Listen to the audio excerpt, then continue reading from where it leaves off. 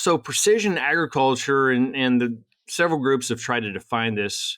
We've really come up to a term or a definition of utilizing information and data to make better decisions.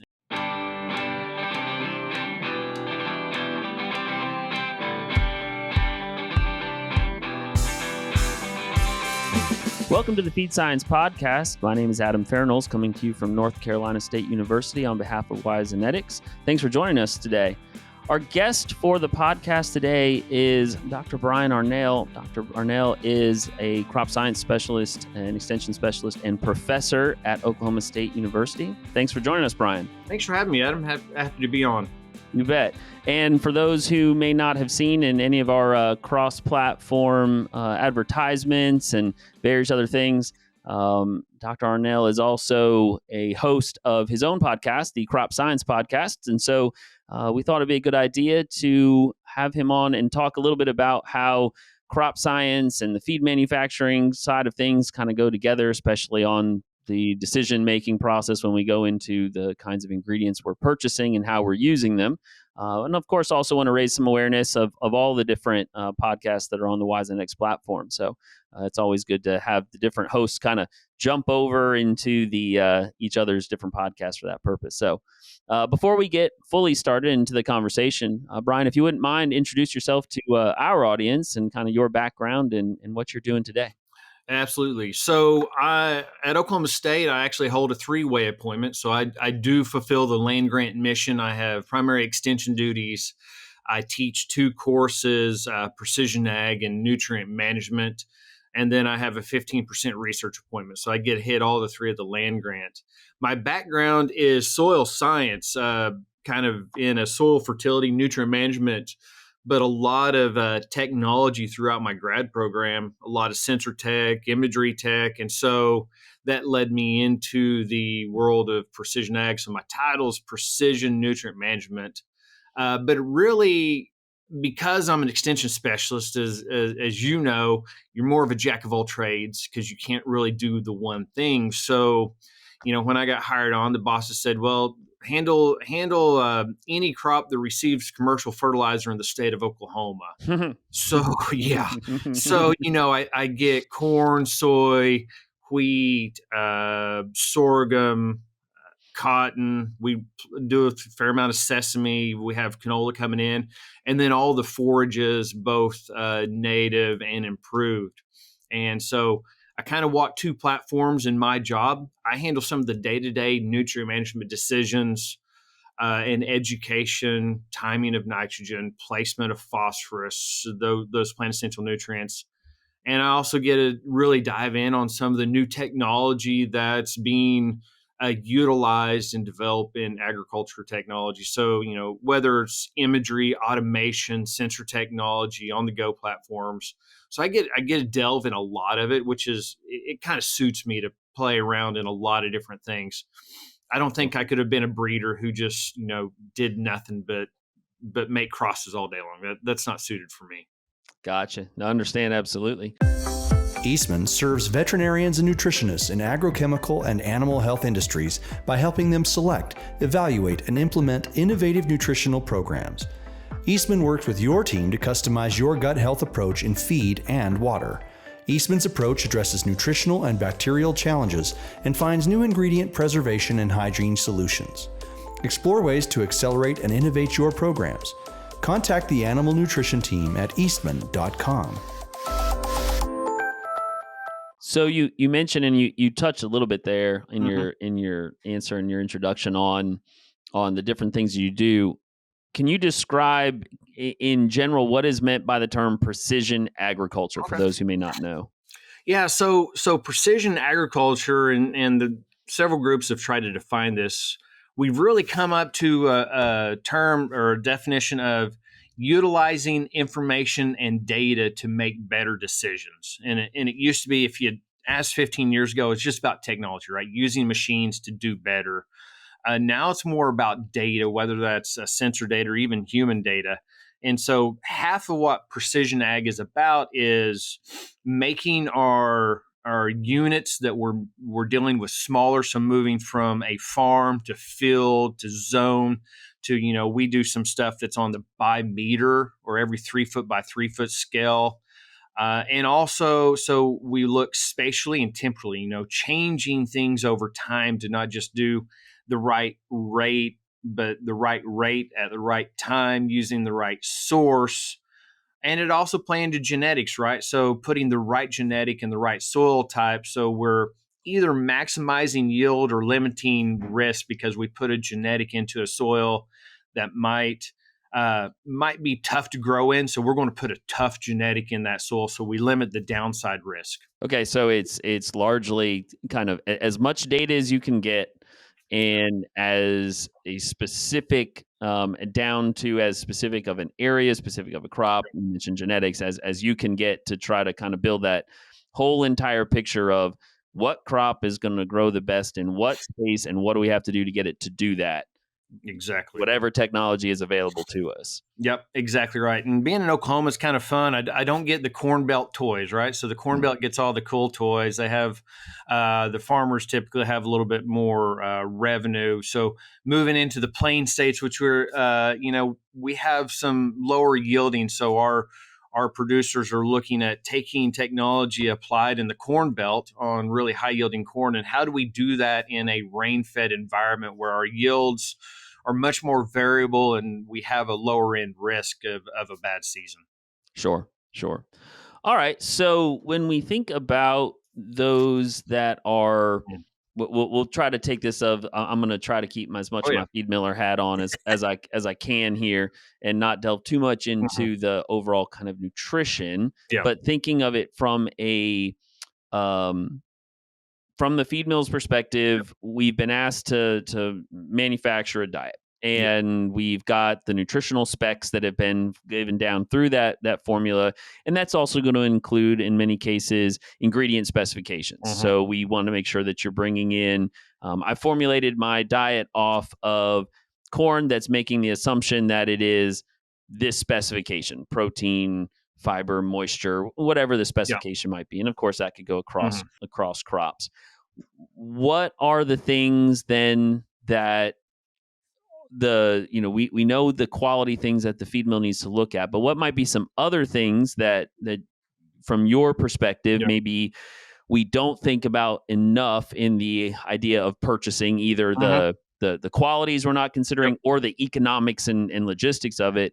And then I also want to get into a little bit of all the data maybe that you're collecting, and what are the opportunities to tie that in to maybe make those things a little more seamless in the future.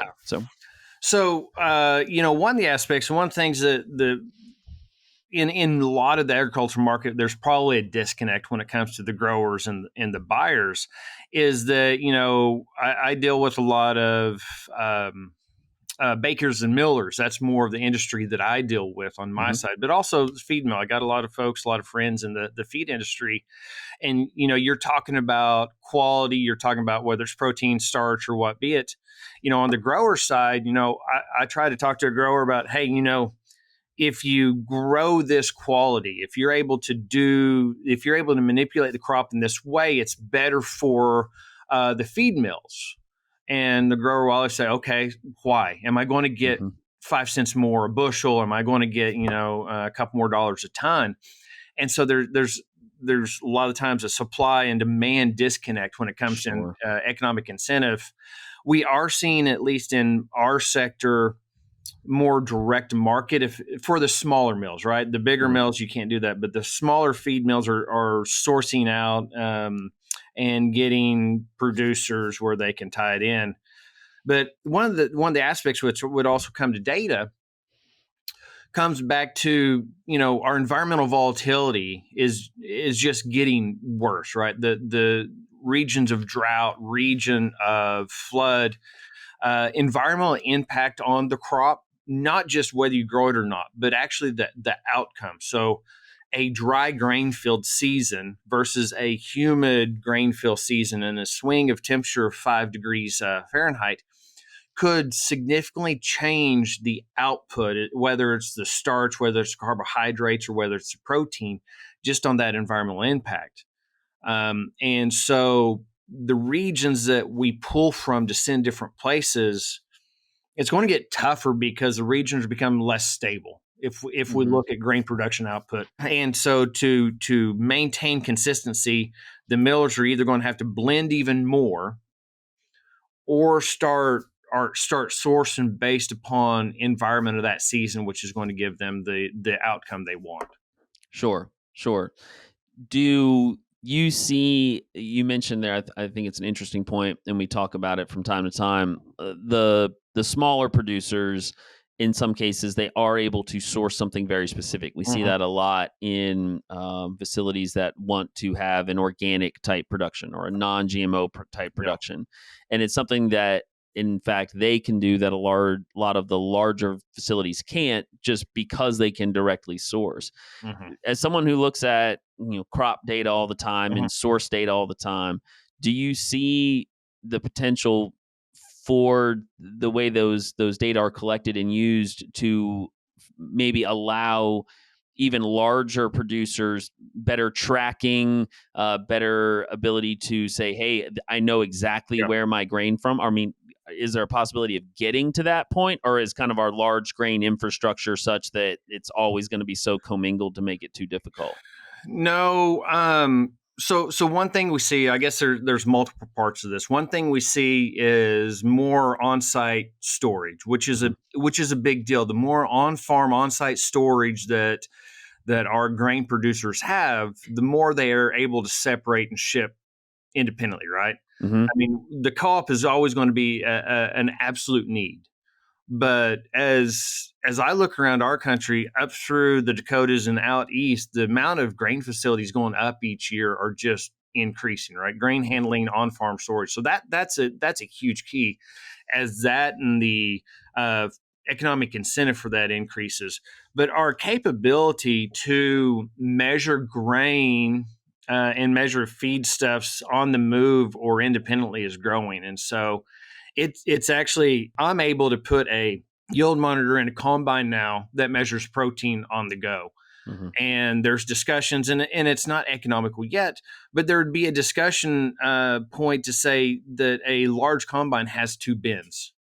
Okay. And you could actually even on the cut, you could be transitioning high pro, low pro, irregardless of feed. And really with the NIR technology, it can be any characteristic you want. It could be starch, it could be protein, it can be carbohydrates, if that's what you're getting paid for.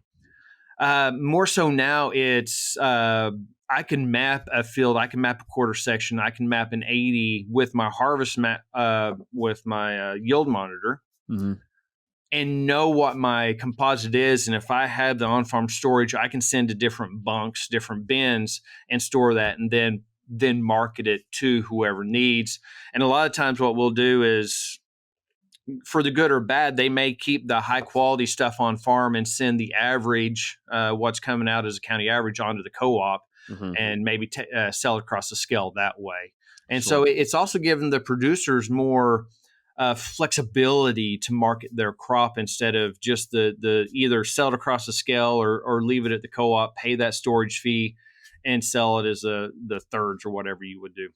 Sure. And so that might get a little bit into your, the discussion, like you said, you're having with these producers about, would I, if I plant this variety, or if I go through this strategy, and it's something that the end user, and I'm looking at it from the feed milling perspective, but as you mentioned, flour mills, folks that are creating grits that are going into snack production, whatever it is, that might get to that point where, you invest in this and you have that ability, and it can go on to that end user, and they can already know what the quality is for it left your farm. Yes, now maybe you will get paid a premium for that, because they're not, bringing a truckload in, sampling it, and crossing their fingers that it meets that particular quality spec that they're hoping that they're trying to get. And we see that on the wheat industry, and I go back to that because that's more of my, call it bread and butter. But if we look at that, 10 years ago, 15 years ago, Oklahoma, where I'm at, there was no protein premium. They took our grain and they blended it with whatever, usually out of the Pacific Northwest, to get what the millers wanted. And now, depending on the market, which is also a challenge for farmers, is depending on the Texas harvest, our protein and what the Pacific Northwest looks like, we may get a protein premium, we may not, but it fluxes from day to day depending on what's coming in as the harvest moves north. And so a lot of these premiums, if we look at the larger market, like you said, that's a tougher one for a farmer to deal with, because if I'm dealing with a larger market, now that larger market's following the US and even international quality, and so it's a highly volatile bonus system where Sure. if all of a sudden somebody starts cutting a higher quality somewhere else, your premium is gone because the overall market can then go elsewhere. So, the smaller millers, the smaller feed mills, those are able to be more stable with some incentives. But when we start talking at large scale, there's opportunity, but there's also a lot of flux in that bonus region. Sure, that makes good sense. Again, my guest today is Dr. Brian Arnall, research specialist and professor, or extension specialist and professor at Oklahoma State University, and host of the Crop Science podcast, also on the Wyzenetics platform. So, I'm curious and I'm sure the answer is probably a little bit of both, but from the perspective of the precision ag, how Mhm. much of it, or where do you stand in the transition of, okay, we've gotten to the point where we can much better measure Mhm. what's going on in the field and everything, to now taking it into the predictive and saying, now because of the data that I have, I can make a change.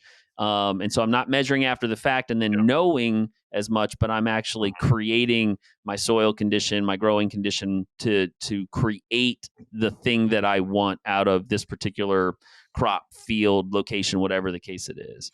So our capability with models and with sensors has and is exponentially growing. Mm-hmm. And so if all things are held constant, man, I can be extremely precise. And so I'll tell you right now, the answer is it depends, and depends on how you want to look at it. Yes, I can. From the research side, I can go out and small plot, and I can give you every nutrient. I can water by the hour. I can tell you how much water and nutrients are going up through the plant and down through the plant through the xylem flowing with plant sensors that you tag on the stems of corn plants. Mm-hmm. But the challenge is, much like everything in the agri industry, is that our one driving force is the weather. Mm-hmm. And so the weather throws that variable in there. If I have consistent weather, man, I can do anything I want. That's why the greenhouse is such a fun environment to work in if you like stability, because you manage humidity, temperature, and all that. And so I guess my answer is, we know how the systems work for the most part. There's still a lot of work we're doing. Right now, it's a combination of taking the technology, taking the science that we know how it works, and finding the right fit for the environment and the environmental risk as far as heat, drought, and all those things, and trying to say, okay, how much do we want to play with? So, as a fertility specialist, I like to play fast and loose with being extremely efficient on my inputs. Mm-hmm. All right. So I want 1 pound of nutrient in and that to be taken off the field. I want a 1-to-1 ratio as a perfect scenario.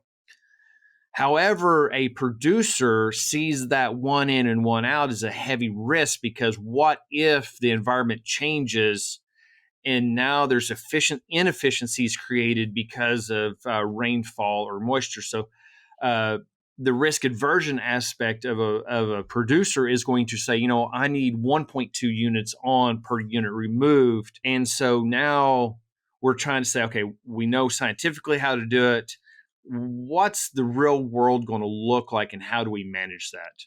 Sure. Yes, I can apply. I can do on the go all kinds of stuff. The new even IPM. We have the see and spray technology. We have AI technology, computer learning technology, which can identify a pigweed versus a tomato plant and spray the pigweed out.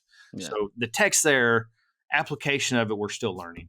Sure. Sure. Well, it sounds like, and I feel your pain to some extent on like the research versus the extension side. You live in the same dichotomy that we do when we talk about doing feed milling research. Of if I really want to know the answer of how this one variable Hmm. affects whatever I'm looking at, I need an incredibly controlled environment.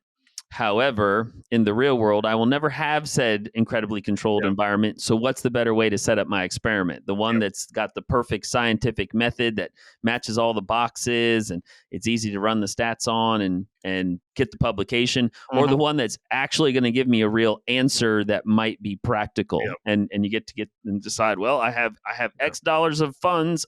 Which one of those am I going to do? Yeah, I have a counterpart, and we were talking about this the other day. The change of our science, and I got a feeling it's exact same in your realm, is that we're doing a lot of the same stuff that our predecessors did in the '80s and '90s, and even the 2000s. It looks the same on the outside, but especially in the '80s and '70s, if we look at our previous research, we're moving the big dial, right? we were Mhm. we were kind of getting the big dial in plus or minus 20%, so we can make a large geographic recommendation. So for me, I had to make a recommendation for the state of Oklahoma. One Yeah. number, two numbers. Now science and academia and even extension is moving. We got the big dial done. Now we're just doing that fine dial, which is okay. What happens if it rains? What's if the humidity's up? Or what if this?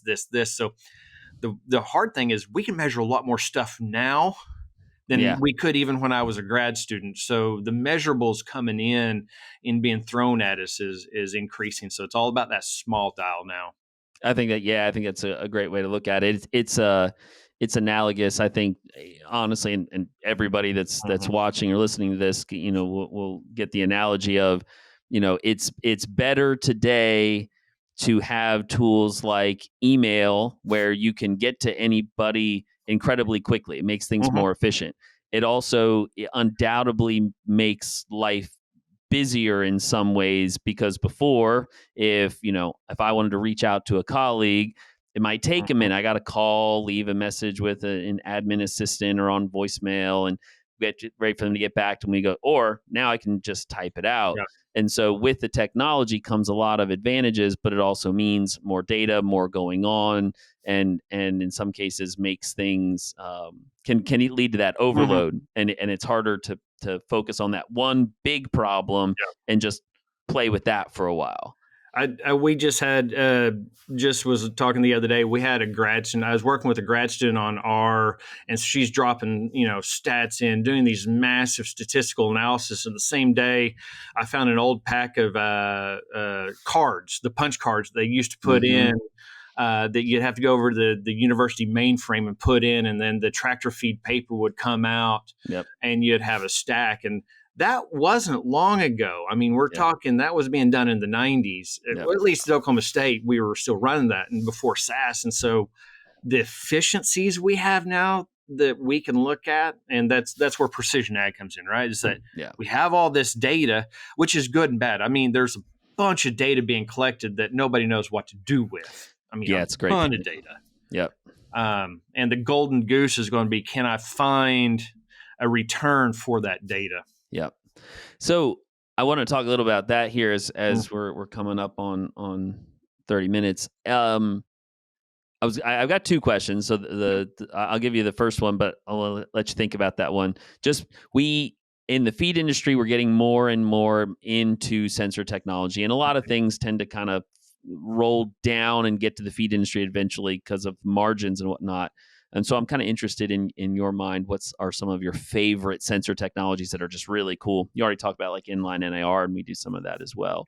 But you just touched on something else that I want to cover first, which is one of the things we talk about a lot in the feed industry, and like anybody else, we're also Mhm. talking about where would machine learning, artificial intelligence, all of these things come into play. But today, one of the things that we already know is if I walk into a fully automated feed mill and they're using the automation system to run, there's a huge amount of data collection going on behind the scenes. But in most cases, nobody really knows what to do with it. It's a whole Yeah. bunch of data. There's probably a huge amount of information back there, but great. what are we going to do with it? What has your experience has been like that as you guys have gone through this precision agriculture Yeah. kind of revolution and being like, oh my goodness, we have all this data. How have you learned to decide what's important and how to pull out what you really want? What's that process been like? So that process is a twofold. It's one of the challenges as we get this data in, and this is from my field, and so I don't know if it relates across, is a lot of the time the folks that bring us these sensors and these data collection devices have no clue about our industry. Mm-hmm. They're just providing a flashy number, pretty picture, or some kind of graph that they think is going to change everything, but they're not bringing usable or application with the data. And so what we've had to do, it kind of matches. You've got the computer science folks that love the deep learning, and the machine learning, the AI, where you could dump in a million variables and find out what variables are controlling the system. That's one approach. And that's basically, okay, I'm putting in 50 variables, which one's controlling the most? And you could look that way. But man, just as an extension specialist, I typically sit down with the farmer at that location that I've got the data from, and we just look at the stuff and talk about, okay, you've been on this ground since you were a kid, or you know this ground. Tell me about the ground. Now let's look at the data. And I imagine in the milling environment, it's the same. It's like, okay, we have this data. Let's get somebody that's been working in this facility for 15 years and say, now that data makes sense. And what we do is, okay, this makes sense that this happened post hoc. Now, can it be a predictive somehow? Say, okay, we've got this trend that's going to predict that we may go high, we may go low in this environment. But it takes a combination of the computer science. It can look at the data, but it also just takes common application. Somebody that's had boots on the ground that understands the system. And merging those two together and just honestly just talking. There's no other way that I found than just talking it out and understanding. And I assume it's the same that what works well in one system data has no relevance in another. So I'd imagine you're grinning that what's important in one mill means nothing in another enterprise. Yeah, that's exactly right. And very similar to your situation where, it seems like what we figured out of what's going to help this grow here, I take that same crop and same genetic, whatever. And I mean, I've only gone like 2 miles down the road and now it doesn't do the same. You're right. We see the same thing in a feed mill where, well, why does this process, this additive, this management procedure work here, but not at another facility that I thought was the same? And I love your point about, and we've had this conversation, and I've talked to folks in the industry about, look, artificial intelligence, machine learning, big data, all these great terms, they have a huge potential in our industry because we've got motors and sensors and we got stuff running all the time. There's definitely efficiencies to find. But probably in each facility, if not in some sort of amalgamation of them, there is going to be, I probably should use a different term, but I keep saying like a pain point of that learning process of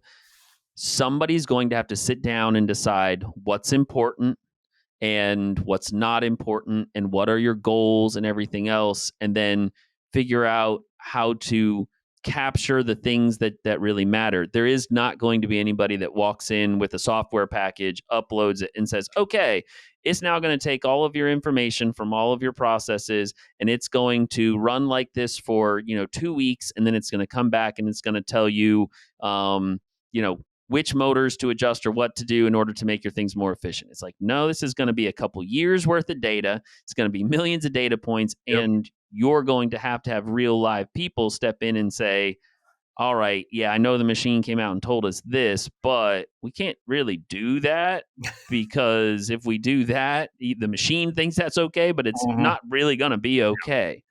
Yeah.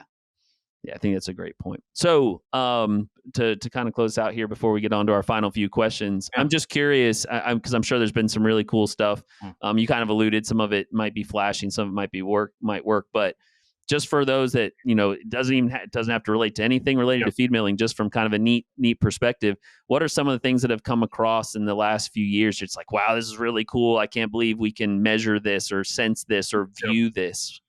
So some of the coolest stuff, and it's not going to be run in a wheat field in Oklahoma anytime in the near several Sure. decades, but it's like the Blue River technology that John Deere bought a couple years ago that can identify a weed species from a plant species. That in my mind is crazy. Along with, and this goes to, we're getting some really cool data sources. We still don't have a clue what to do with them, but our satellite constellations are giving us more and more information on a rapid base. So we have Planet Labs.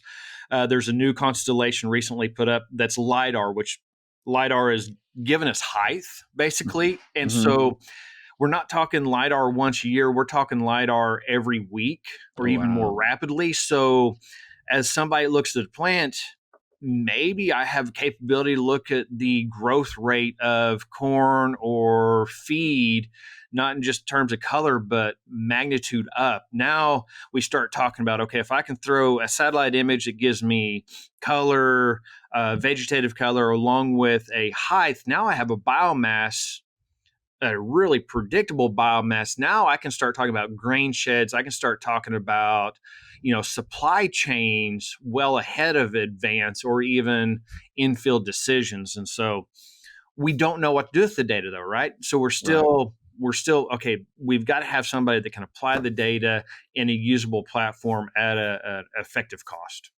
So, I mean, I sit here and I think about that, actually thinking about it from our perspective, and kind of, I'm thinking about actually the folks in the middle of you focusing on helping the growers, get their best yields and get their best efficiencies, and then us, using. And I'm sitting there also thinking about those folks in the middle that are like the grain buyers and moving it. Like that sounds like I'm not going to get that surprise crop report someday anymore, where it's like, well, actually, as it turns out, yields. It's like, oh no, we knew that was coming at least a lot better than we have historically. That there will be less surprises, which will help people build in margins and help people hedge things and know when to buy or when not to buy, which would make a huge difference all the way through the production chain. We're getting better. We're not there yet. It's still a lot of error, but we've got some folks that I'm working with that are looking at grain sheds so that they could tell basically the buyers, the co-ops, and when they need to move out or what they need to make available, right? So like you said, it's not a surprise what's coming in or what needs to go out. And you can get it on rail. If you know you're about to get a big crop in, you can start moving it on rail in regions or shifting stuff around. Absolutely. It's time for our famous three. All right. Well, I've appreciated our conversation. We'll close out with our last few questions here. So I'm thinking actually from the perspective of the folks that might be in the feed industry, and we've obviously got feed millers that are watching or listening to this, as well as nutrition folks and everything else. From your perspective, someone who's dealing a lot with the crop science, what would be a good resource for them to better understand kind of what they're looking at, what could be coming into their facilities, either on just a kind of a global basis, might be a resource like that, or on a more continual basis? Hey, if you really want to have a good idea of what's out there and what might be coming, in the next crop cycle or whatever, these are the places you should be going to look. Man, that is a good question that I wasn't prepped for. So well done, Adam. Just right off the cuff, there's a couple things. We look at those national reports and the NASH reports and see that, but I get as much sometimes of following the right social media and marketing groups and just keeping an eye on what's going on there. There's a lot of chatter, but you kind of zone in after a time. And so I do feel like now via media outlets, a couple of them, I'm kind of drawing a blank on it, but I follow a couple that I can get a pretty good feel of. I watch it also for IPM, right? So in our area, I watch what's south because everything blows out of Texas, and so I can blame Texas for all my problems. There you go. But I can watch social media and different media outlets in Texas along the Red River to see what's working its way north. and I can also look north on other environments. So look outside of the region they're pulling from. Keep an eye out for weather. I keep, of course, I'm sure the milling industry, but I keep really close eyes on Brazil, Argentina, and over there. Watch what's happening in Ukraine and Russia as far as just overall what impacts our price point of what we're going to be getting. Yeah, that's a really good point. I hadn't thought about it from that perspective, but kind of that idea of, sure, there are the crop reports, there are the very well. What was I going to use? I was going to use a word that they use in the library.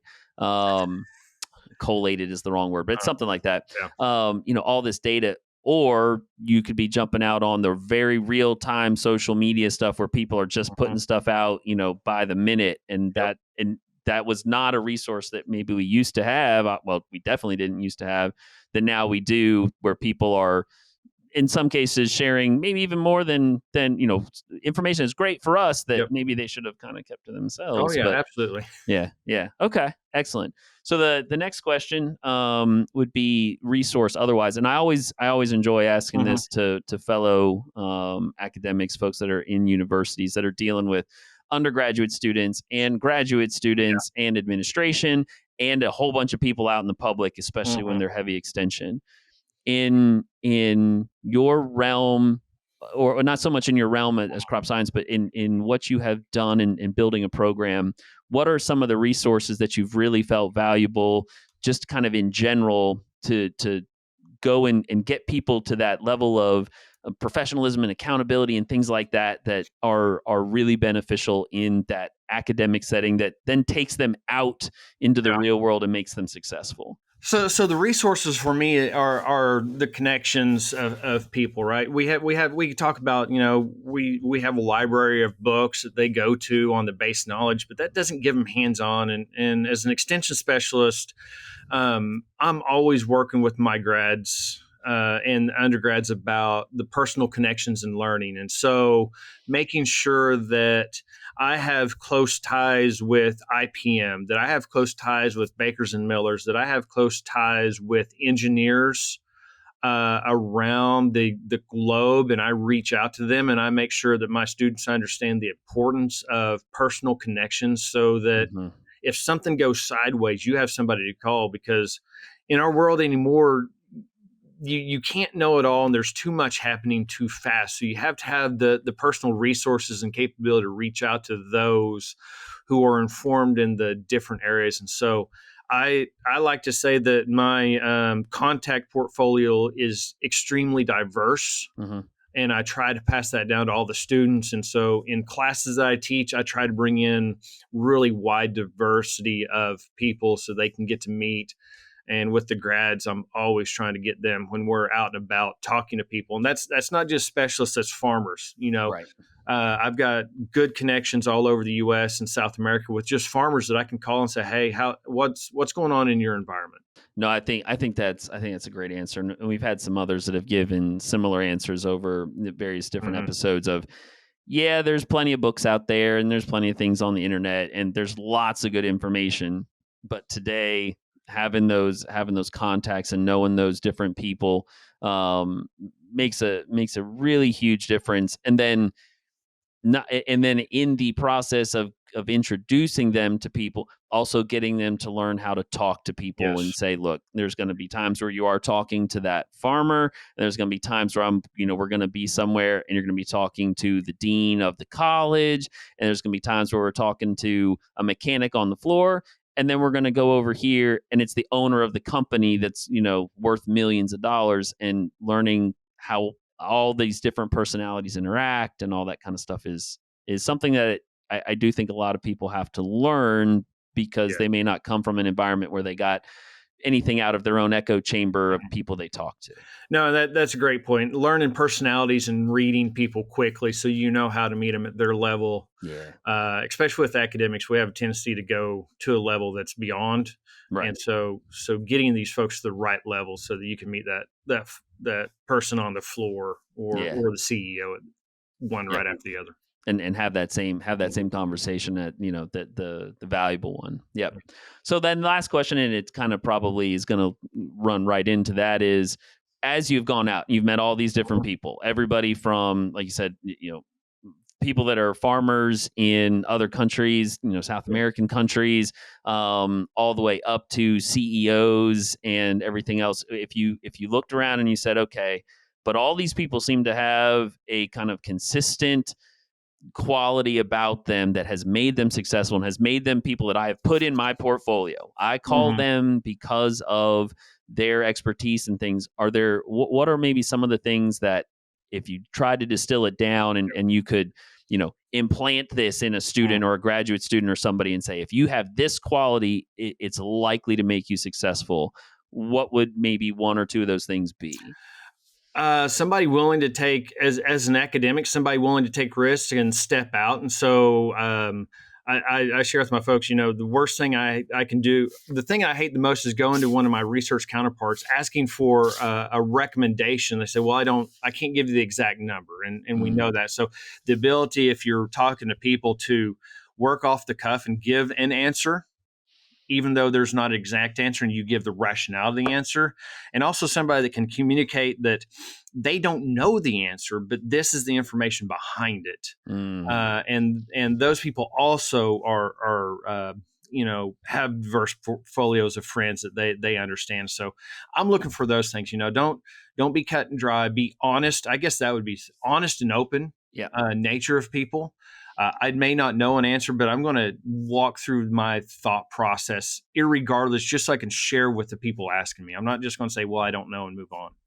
Yeah, absolutely. It's interesting. I was having a conversation with a colleague yesterday, and it dovetails exactly, I think, in with what you're saying, where it was, we were talking about someone in various different projects they're running, and it was, okay, it's great in the instance of planning and looking forward and having a structure. You don't want to necessarily have people that fly by the seat of their pants and just come what may. But the people that are successful when they are planning out don't do that. But then when the moment comes up where they do need to just kind of, okay, well, in this one moment, I got to make a decision. I got to make a change. I got to give you an answer. Yeah. They don't go, well, I mean, look, you're going to have to give me 4 days to think about it because I like to be that structured. It's like, no, I want you to be structured when you have time to be structured. Yep.